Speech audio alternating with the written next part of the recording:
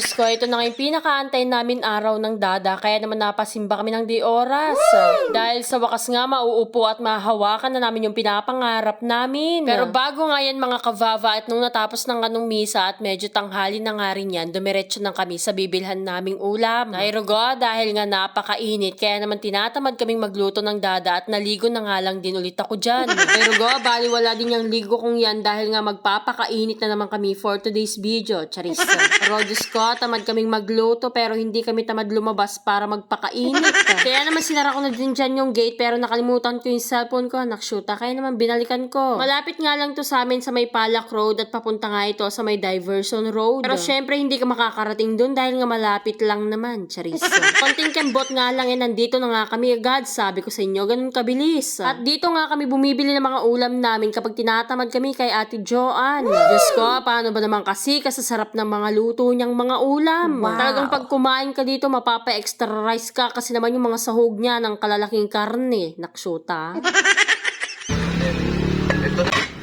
Tapos, Wow. Naman. Ito wow. Pa. si tatay din. Ito? Apo. Wow. Pero Diyos ko, sa dami nga ng pagpipilian na ulam mo, hindi mo na alam kung ano pipiliin mo dahil lahat masarap. Highway nga lang tong pwesto ni Ate Joanne, kaya naman kapag madaanan mo, Diyos ko, wag mo nang palagpasin na bumili.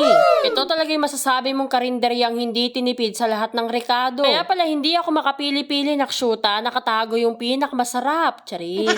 Abay, syempre, ito yung pinili kong ulam ko. Diyos ko, ng katataba. At wag na wag mong kakalimutan na humingi ng sabaw dahil sosyal yung sabaw ni Ate Joanne. Sinigang na baboy. At finally nga, nakabili na kami ng uulamin namin kaya naman balik na rin kami agad sa bahay. At kinahaponan nga nito, pinatawag kami nung may-ari dito sa may Weekend Pares dahil nga ililibre daw nila ako ng isang meal. Abay, syempre hindi ko pinalagpas mga kavava, pagkain din to, laman tiyan din yan. Ang sarap nga ng kain ko dyan at biglang mas sumarap pa yung kinakain ko dahil nga nakita ko yung pinapangarap namin ng dada. Pero Diyos ko, tinitignan mo palang tong BMW na to, ulam na, nakshuta.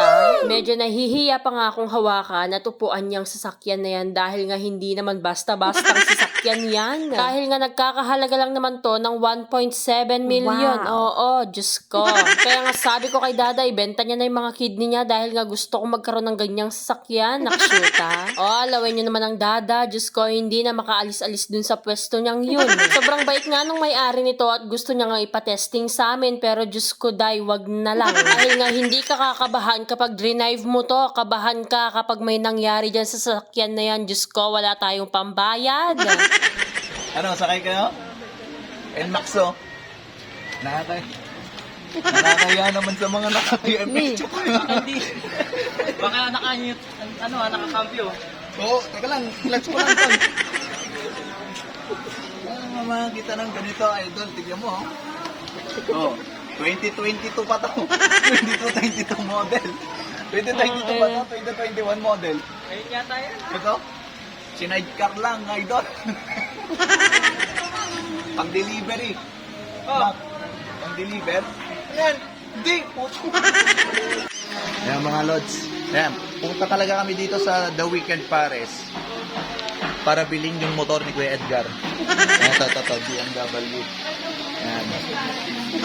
Pero Diyos ko, hindi naman masamang mangarap, no, mga kavava. Kaya naman malay mo, soon mabibili talaga namin yung ganitong sasakyan. Pero sa ngayon nga muna, makikiupo na lang muna kami at hawak-hawakan na nga lang muna namin tong BMW. Pero kahit sa ganitong paraan nga lang, sobrang sayang-saya ko na dahil nga nakakita at nakahawak, nakasakay na rin ako ng BMW sa wakas. Kaya naman thank you so much, The Weekend Pares. Ayun lang, salamat sa panonood.